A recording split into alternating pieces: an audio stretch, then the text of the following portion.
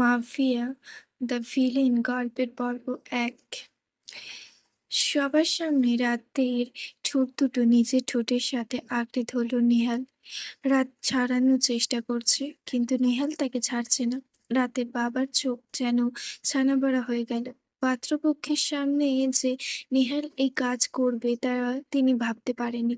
আজ রাতকে পাত্রপক্ষ দেখতে এসেছিল, কিন্তু কোত্থেকে নেহাল তার সাঙ্গ পাঙ্গ নিয়ে হাজির হলো, আর এসেই তার মেয়ের সর্বনাশটা করে দিল।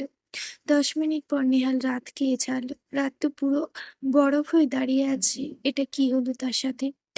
নেহাল, তারপর শ্বশুর মশাই আমার বউকে অন্য একজনের সাথে বিয়ে দেওয়ার কথা আপনি ভাবলেন কি করে? রাতের বাবা, চুপ করো বেয়াদব ছেলে। আমার মেয়েকে তোমার সাথে, একটা কুলাঙ্গারের সাথে আমি তো ওর বিয়ে দেইনি। তাহলে ও তোমার বউয়ের কোত্থেকে হলো? পাত্রের বাবা, ছি ছি ছি, রায়হান সাহেব, আপনাকে আমি ভালো জানতাম। আর আপনি? রাতের বাবা, দেখুন আমার মেয়ে। নেহাল, দেখলেন, এই তো আমার বউকে আমি কত ভালোবাসি, তার প্রমাণ তো দিলাম। এরপর যদি আপনার কোনো সমস্যা থাকে তো আমি না হয়ে। পাত্রের বাবা, আমার আর কিছু দেখতে চাই না, সবাই চলো এখান থেকে। রাতের বাবা, আপনারা শুনুন। পাত্রপক্ষ চলে গেল। অসভ্য ছেলে, তোমার সাহস হয় কি করে আমার মেয়েকে? ও শ্বশুর মশাই, সাহস তো আপনি শিখিয়েছেন। আপনাকে বলেছিলাম না আমার বউয়ের যেন কিছু না হয়, কিন্তু আপনি কি করলেন? আমার বউকে বিয়ে দিতে চাইলেন। দ্যাটস নট ফেয়ার শ্বশুর মশাই। তো চলমান আপনার মেয়েকে নিয়ে চললে মানে? কোথায় যাচ্ছ আমার মেয়েকে নিয়ে? হুম, এখন হানিমুনে যাব। আর কিছুদিন পর আপনাকে নানু বানাতে হবে না? তারপর না হয় প্রেগনেন্ট বউকে নিয়ে বিয়ে সেরে ফেলবো। বাই শ্বশুরমশাই। নেহাল রাতের হাত ধরে টানতে টানতে নিয়ে গেল। বাবা বলে রাত চিৎকার করলো। কয়েক মাস আগে একটা পর্ব, সরি। নেহাল রাতকে টানতে টানতে নিয়ে বেরোলো। রাতের বাবা পাথর হয়ে দাঁড়িয়ে আছেন। তার কিছু করার নেই। নেহাল এই শহরের সবচেয়ে বড় মাফিয়া। দিনে ৫টা খুন করা তার কাছে হাত ধোয়ার মতন। পুলিশরা তাই তাকে ভয় পায়। সেখানে এসে যদি কিছু বলতে চায়, নেহাল তার মেয়ের আর বড় ক্ষতি করে দেবে। রাত তার একমাত্র মেয়ে। নেহাল রাতকে টেনে জোর করে গাড়িতে বসিয়ে দেয়। বাবা, বাঁচাও আমাকে বাবা। রাত চিৎকার করছে, কাঁদছে। নেহাল নিচে ড্রাইভিং সিটে বসে রাতকে টেনে গালে একটা চুমু খেলো। আহ, আমার মিষ্টি বউ, কাঁদে না। তোমাকে তো আবার নিয়ে আসবো বলো। তখন তোমার কোলে থাকবে আমার সোনা ছেলে মেয়ে। তারপর তো আমরা বিয়ে করব বলো। রাত আরো চেঁচিয়ে কাঁদছে। আজ অব্দি কোনো পুরুষ আমার মুখ দেখতে পায়নি, সেখানে এই মাফিয়াটা আমাকে। আল্লাহ, তুমি আমাকে হেফাজত করো। রাত কাঁদছে আর এই কথাগুলো বলছে। হ্যাঁ আল্লাহ, তুমি আমার বউকে আর তার বর আমাকেও হেফাজত করো। আর আল্লাহ, তুমি আমার বউয়ের মনে তার এই নিষ্পাপ স্বামীটির জন্য ভালোবাসা দান করো। নেহাল কাঁদো কাঁদো হয়ে কথাগুলো বলছে। রাত হা করে নেহালের দিকে তাকিয়ে আছে। আপনি? নাও বউ, দাও। দা করে দিয়েছি। চলো আমরা এবার হানিমুনে যাত্রা শুরু করি। আমার শ্বশুর মশাই শাশুড়ির মায়ের এত বয়স হয়েছে বলো, তাদেরকে এবার একটু নাতি নাতনির মুখ সুখ না দিলে তারা তো মেয়ের মরেও শান্তি পাবে না। চলো আমরা তাড়াতাড়ি গিয়ে আমাদের মিশনে নাতি নাতনি থুকু ছেলে মেয়ে শুরু করি। রাত না হা হয়ে নিহালের দিকে তাকিয়ে থাকে। আহ বোকা, ওইভাবে দেখছো কেন? জানি তো আমি অনেক হ্যান্ডসাম, তাই বলে ওভাবে দেখবে? বাসর রাতে তো এমনিতেও দেখতে পারবে। এখন প্লিজ ওভাবে তাকিও না, আমার লজ্জা করে না বুঝলে? এই, আমায় কি খেয়ে গাছ নেই নাকি যে আমি আপনার মতন একটা গরুকে দেখতে যাব? বউ প্লিজ এভাবে রাগ করো না, রাখলে তোমার গাল দুটো লাল হয়ে যায়, তোমাকে একদম স্ট্রবেরির মতো লাগে। রাত কান্না করতে শুরু করলো। নেহাল গাড়ি স্টার্ট দিয়ে কিছু দূর গিয়ে থামলো। রাত তো বিলাপ করেই যাচ্ছে। আল্লাহ, আমাকে বাঁচাও এই জালিম মেয়ে থেকে। বাবা, তুমি কোথাও? এই মাফিয়াটা আমাকে মেরে ফেলবে গো। আহ বউ, কাঁদো না। তুমি কাঁদলে আমার কষ্ট হয়। আচ্ছা বউ, তুমি না তুমি না সায়েন্সের স্টুডেন্ট? হ্যাঁ। আচ্ছা বউ, ক্লোরোফর্ম শুনলে মানুষ অজ্ঞান হয়, তাই না? হ্যাঁ। হঠাৎ করে নেহাল ওর হাতে একটা স্প্রে নিয়ে রাতের মুখের সামনে স্প্রে করলো। স্প্রে শুকে রাতের মাথা ঘুরছে। এটা কি হলো, আমার মাথা ঘুরছে কেন? ওরে বউ, কাজ হয়েছে। কি কাজ? তুমি না বললে এটা শুকে সবাই অজ্ঞান হয়, তাই তোমাকে শুকিয়ে দিলাম। কি? বলতে বলতে রাত অজ্ঞান হয়ে নেহালের গায়ে ঢলে পড়ল। নেহাল রাতের মাথাটা কাঁধে নিয়ে কপালে চুমু দিল। গুড নাইট বউ, তুমি ঘুমাও, ততক্ষণে আমি হানিমুন স্পটে চলে যাব। হুম। নেহাল গাড়ির ড্রাইভ করছে। এর মধ্যে ওর ফোনে কল এলো। নাম্বারটা দেখে নেহালের মুখে একটা শয়তানি হাসি ফুটে উঠল। হুম, বলো। ও পাশ থেকে। তুমি খুব ভালো করে জানো नेहाल चौधरी কোনো কাজে কাজ করেনি। अभी तो फिल्म शुरू हुआ है, एंडिंग तो अभी बाकी है। চিন্তা করো না, এমন নাচা করছে এই রায়হান আহমেদ আর এরপরে পরিবার নাচবে সাথে। বাঁকা হেসে রাতের দিকে তাকিয়ে বলল, যে গেমটা আমার সেটা আমাকে খেলতে হয়। তুমি জানো না আমার গেমের ভেতর বা হাত ঢোকানো আমি পছন্দ করি না। কথাটা কতবার মনে করাতে হবে তোমাকে? বাহ, বুঝতে যখন পেরেছো তখন ভালো।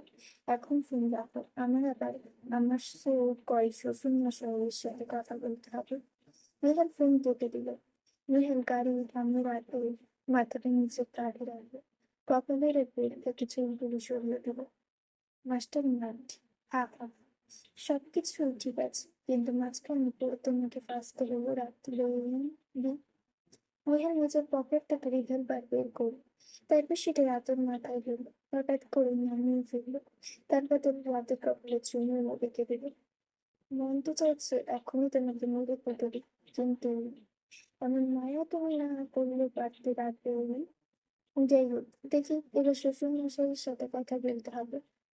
নেহাল ওর ফোন দিয়ে রাতের বাবাকে ফোনে কল দিল। হ্যালো, কে বলছেন? হে আল্লাহ, এই ছিল আমার কপালে শেষমেশ কিনা আমার শ্রদ্ধেয় পিতৃব্য শ্বশুরমশাই তার 7 রাজার ধন একমাত্র জামাইকে চিনতে পারলো না। আমি আর বাঁচতে চাই না এই জীবন, রেখে কি লাভ? এই হতচ্ছাড়া মাফিয়ার বাচ্চা, কি শ্বশুর মশাই করছিস তুই? বল আমার মেয়ে কোথায়? উফ শ্বশুর মশাই, আপনি এত আনরোমান্টিক কেন বলুন তো? মানে, এই যে আমি একটু আমার সুইট বউয়ের সাথে রোম্যান্স করবো আর আপনি কোন ফোন দিয়ে বলবেন যা করছো ভালো করে মনোযোগ সহকারে করো, যাতে আমি খুব শীঘ্রই নানি হতে পারি। তা না, আপনি শুধু মেজাজ দেখাচ্ছেন। রাতের বাবা বলল, বেয়াদব ছেলে, অসভ্য একটা। তোমাকে তো আমি। রাখুন তো এসব কথা, আগে আসল কথায় আসি। কিসের আসল কথা? এই যে আপনার বাড়ি ফাঁকা, আপনি শাশুড়ি আমার বাড়িতে একা, তো কি বলতে চাইছো তুমি? বেশি কিছু না, এই যে আম, আছে না, আছে না থাকলে তো চুপি চুপি বলো, কেউ যেন শুনে যাবে, জেনে যাবে, কেউ জেনে যাবে। এই ছেলে আর দুজনেই রোমান্স করে, এই বলছি আর কি। অসভ্য বিয়াদব ছেলে একটা, মুখের কোনো লাগাম নেই, কার সামনে কি বলতে হয় সেটাও জানো না। জানি না তো, সমস্যা নেই, আপনার মেয়েটুকু আমার সুইট বউটা সব শিখিয়ে দেবে। বেয়াদব ছেলে, এই বল তুই আমার মেয়েকে নিয়ে কোথায় যাচ্ছিস? এক্ষুনি বল তোকে যেখান থেকে পরে আমি খুঁজে আনবো। বেশি দূরে না, এই তো সিলেটের চা বাগান পাহাড়ে ঘেরা জাম ফলে দাঁড়িয়ে আমি আর আমার আপনার মেয়ে বিয়ে করবে। এখন আর কি শ্বশুর মশাই, মা, লাফিয়ে শ্বশুর মশাই, এই এই ছেড়ে যাব কেটে দিল। রাতের বাবা সঙ্গে সঙ্গে নেহালের নাম্বার ট্রাই করে এই লাগিয়ে দিল। এইদিকে নেহাল ফোন রেখে সিমটা খুলে জানলার বাইরে ফেলে দিল। গেম আমি ফেলবো আমি, মাস্টার মাইন্ড আমি, আমি যা চাইবো তাই হবে। এখন দেখি জনাব রায়হান আপনি কি করেন। সন্ধ্যাকালে বাইরে আকাশ মেঘলা, পানিতে পা ডুবিয়ে বসে আছে মেহের, মুখে জ্বলন্ত সিগারেট। এই সিগারেটের মতো করে তোমার জীবনটাকে জ্বালিয়ে দেবো আমি। রাত বেবি শুধু অপেক্ষা করে। সন্ধেবেলা রাতের ঘুম ভেঙে গেল। রাত চারপাশে তাকিয়ে দেখে ও একটা ঘরের ভেতর বিছানায় শুয়ে আছে। হায় আল্লাহ! এ কোথায় আমি? আমি তো গাড়িতে ছিলাম। রাত বিছানা থেকে উঠতে গিয়ে ভয় পেয়ে আবার বিছানায় চাদর ২ হাতের মুঠোতে নিয়ে চোখ বুজল। আহ! কারণ একটা। নিহালের পায়ের ওপর পা রেখে আসন গেড়ে রাতের পাশে বসেছিল। ২ মুখে হাত রেখে পায়ের ওপর ভর করে। রাত হঠাৎ করে উঠে নিহালকে দেখে একটু ভয় পেয়ে যায়। গুড মর্নিং বউ। এই আপনি এখানে আমার পাশে বসে কি করছেন? সরুন বলছি, সরুন এখান থেকে। নেহাল ঠোঁট উল্টে বলল, আমার সাথে তুমি এমন করো কেন বউ? তুমি ছাড়া আমি কার সাথে যাব বলো? এই কখন থেকে তুমি একা একা ঘুমিয়ে আছো? আমাকে তো একটুও সাথেও নিলে না। তুমি এমন কেন বউ? আমার তো একটু যত্নও নিতে পারো। আমি না তোমার একমাত্র বর? চুপ, চুপ করুন আপনি। কি তখন থেকে বড় বউ বউ করে যাচ্ছেন? আরে আপনার যদি এত বউয়ের শখ হয় তো গিয়ে বিয়ে করে নিন না। কেন আমার পেছনে লাগছেন? কোথাও নিয়ে এসেছেন আমাকে বলুন বলছি। রাত বিছানা থেকে উঠে বসলো। আর অসম্ভব সম্ভব হচ্ছে না তার পক্ষে এসব সহ্য করা। কোত্থেকে এই উটকো মাফিয়া এসে তার জীবনটা পুরো এলোমেলো করে দিল। বউ, তুমি অনেকক্ষণ না খেয়ে আছো, খাবে চলো। আমি আপনার কাছে একটা কথা চেয়ে জানতে চেয়েছি, আপনি কোথায় এনেছেন আমাকে সেই উত্তর দিন। ওহ, বুঝেছি, তুমি কোলে উঠতে চাইছো। আগে বলবে তো। তোমার এখন তোমার বরের মানে আমার কোলে উঠতে মন চাইছে? আরে, এই কি করছেন? বলতে বলতে নিহাল রাতকে কোলে নিয়ে হাঁটা শুরু করলো। রাত হাত পা ছুটছে। নিহাল রাতকে নিয়ে ডাইনিং টেবিলে গিয়ে বসলো। এই শয়তান লোক, আপনার সমস্যা কি? ছেড়ে দিন আমাকে, আমি আমার বাবার কাছে যাব, ছেড়ে দিন বলছি। উফ, বাবা গো, তুমি কি বলো তো? হ্যাঁ, শ্বশুর মশাই তোমাকে এত পরিমাণ খাইয়েছে যে কি ভারী বাবা গো। কোন আটার বস্তার চেয়ে কম না। শোন, আর কখনো এসব কোলে ওঠার বায়না করবে না। আমি তোমাকে আর উঁচু করতে পারবো না। রাতের রাগ এবার সপ্তম আসমানে উঠল। পারলে নেহালকে সে কাঁচা চিবিয়ে খেত। রাত কিছু বলতে যাবে তার আগে নেহালের ফোনে কল এলো। হুম, আসিস বল। ভাই, ওকে পেয়ে গেছি। আমি দরজার সামনে ওকে নিয়ে দাঁড়িয়ে আছি। দাঁড়া, আমি সব ম্যানেজ করে তোদের ভেতরে ঢোকাচ্ছি। ওকে ভাই।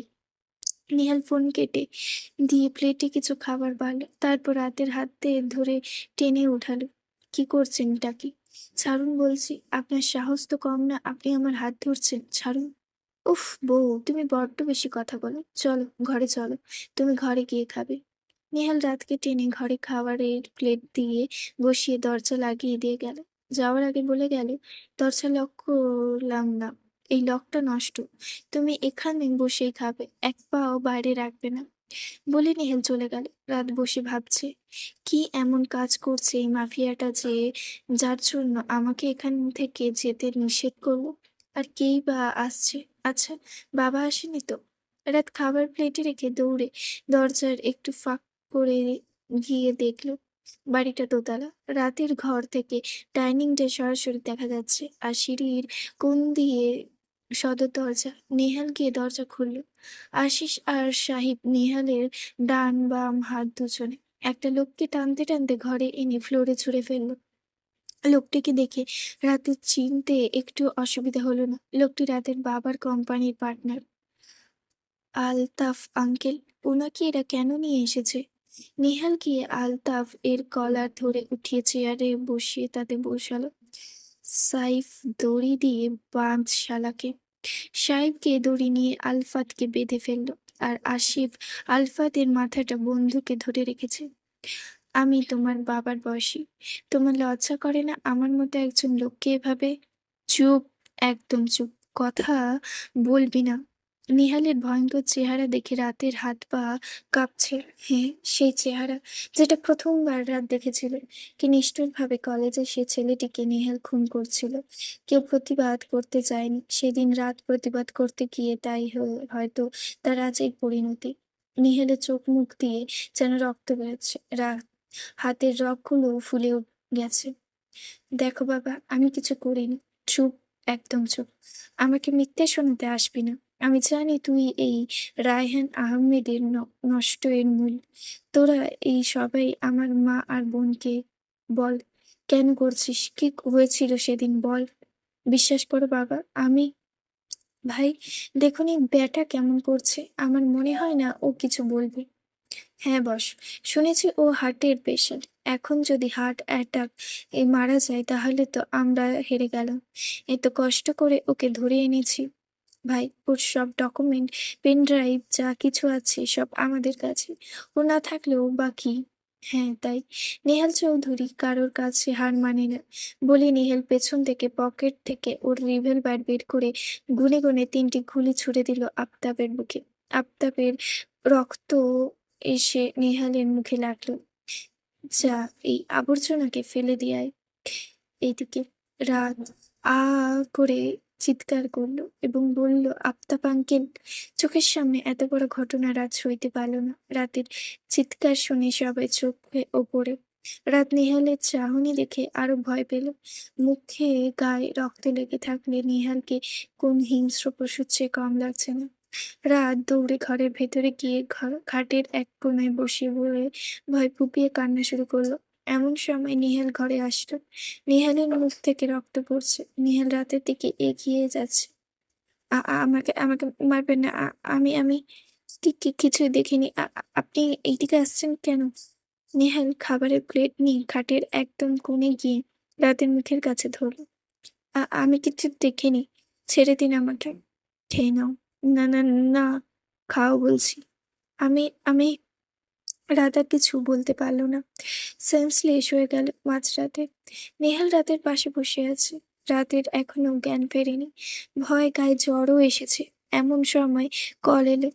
সাইফের সাইফ বলল, ভাই, আফতাবের শরীরে বিষ পাওয়া গেছে। ও হার্ট অ্যাটাকের রোগী না। কেউ ওকে প্রতিদিন বিষ দিত। আর হ্যাঁ, ও আর রায়হানের বন্ধু না। ও নিজেই রায়হানের সম্পত্তি নেওয়ার জন্য কারোর সাথে হাত মিলিয়েছে। কার সাথে সেটাই জানার চেষ্টা করছি। শোন, কালকে কাছেই ডেকে আনবি বিকেলবেলা। কেন? আরে বিয়ে করতে হবে না, নাহলে বাকি গেমটা কিভাবে খেলবো? নেহাল ফোন কেটে দিল। নেহালের মাথায় চিন্তা, আফতাবকে তাহলে কে মারার চেষ্টা করলো? আর রায়হানই বা কে? সকালবেলা রাতের জ্ঞান ফিরল। রাত চোখ খুলে আশেপাশে তাকিয়ে দেখে পাশে কেউ নেই। রাত উঠে বসলো। ঘড়িতে সকাল 10টা বাজে। এত সকাল হয়ে গেছে, আমি ফজরের নামাজও পড়তে পারলাম না। হঠাৎ কালকে রাতের ঘটনা মনে পড়তে শিউরে উঠল রাত। আল্লাহ, তুমি এই কোন পরীক্ষাতে ফেললে আমাকে? আমি এক মুহূর্ত এখানে থাকতে পারছি না। না জানি বাবা মা কি করছে। আল্লাহ, কোনো তো উপায় খুঁজে দাও আমাকে। এদিকে মেয়ের খোঁজে রায়হান সাহেব পুরো পাগল। নিহালের কথার মতো পুরো সিলেট ঘুরেছে সে, কিন্তু সে পুলিশকেও রাতের কোনো খোঁজ পেল না। আর সেই দিন নিহাল এর নাম্বারটা ট্র্যাক করে কোনো লাভ হয়নি। সেখানে দুজন পুলিশ অফিসার গিয়েছিল। তারা গিয়ে দেখে ওই সিমটা সিলেট যাওয়ার সেই একটি অন্য রাস্তা ছিল। কোথায় গেল আমার মেয়েটা? ওই মাফিয়ার বাচ্চা কি করছে আমার সরল মেয়েটাকে? তোকে একবার পাই আমি ছাড়বো না। আমার মেয়েকে আমার কাছ থেকে নিয়ে তুই এইভাবে আমাকে ভুল রাস্তা বললি। রায়হান সাহেব নেহালের সেই নাম্বারে আরেকবার কল করলো, কিন্তু সেই একই উত্তর। সিম কার্ডটি এই মুহূর্তে ব্যবহার হচ্ছে না। আল্লাহ, তুমি আমার মালিক, রক্ষা করো আমার মেয়েটাকে। এদিকে আশেপাশের মানুষও নানান রকম কথা উঠাচ্ছে রাতকে নিয়ে। রায়হান সাহেব সইতে পারছে না যে মেয়ে কখনো কোনো ছেলের সামনে যেত না, আজ তার এত অপবাদ।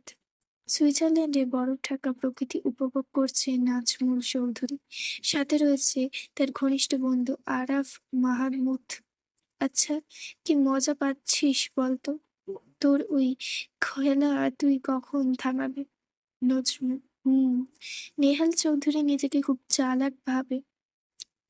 ও মনে করে ওই খেলছে এই গেম, কিন্তু ওর সবচেয়ে বোকা।